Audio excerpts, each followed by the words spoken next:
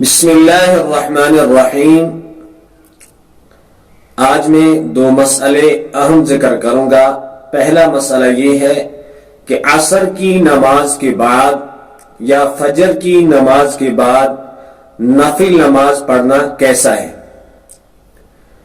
فجر کی نماز کے بعد اور عصر کی نماز کے بعد قضا نماز پڑھنا کیسا ہے، یہ مسئلہ میں نے ذکر کیا ہے۔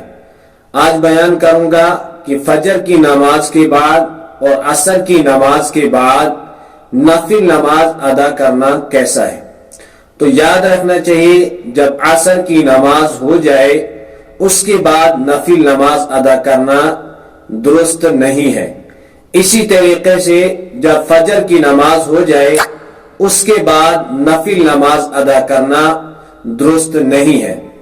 اس کی کیا وجہ ہے؟ سوال یہ پیدا ہوتا ہے کیوں درست نہیں ہے؟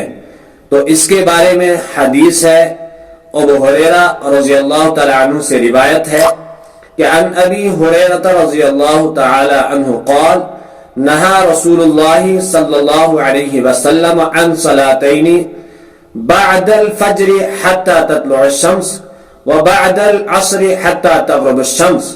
اس حدیث سے معلوم ہوتا ہے کہ اللہ کے حبیب صلی اللہ تعالی علیہ وسلم نے عصر کی نماز کے بعد اور فجر کی نماز کے بعد نفل نماز پڑھنے سے منع کیا ہے، اس لیے عصر کی نماز کے بعد اور فجر کی نماز کے بعد نفل نماز نہیں پڑھ سکتے۔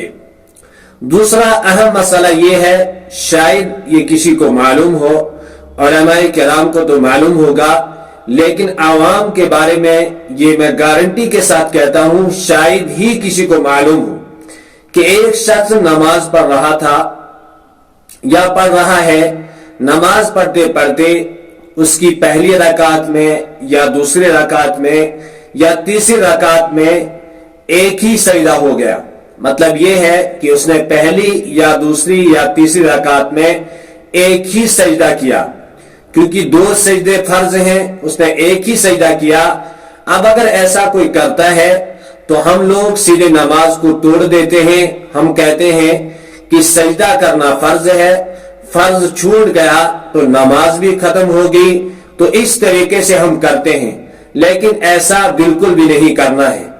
جی ہاں، دونوں سجدے کرنا فرض ہے، لیکن ان دونوں سجدوں کے درمیان میں ترتیب فرض نہیں ہے۔ تو اگر کسی شخص نے پہلی رکعت میں یا دوسری رکعت میں ایک ہی سجدہ کیا تو اب یہ شخص کیا کرے گا؟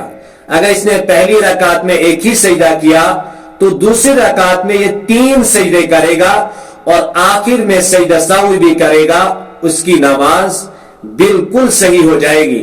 یا دوسری رکعت میں اس نے ایک ہی سجدہ کیا، اب تیسری رکعت میں 3 سجدے کرے گا، ایک دوسری رکعت کا اور 2 تیسری رکعت کے، تو آخر میں سجدہ سہو کرے گا تو اس کی نماز درست ہو جائے گی۔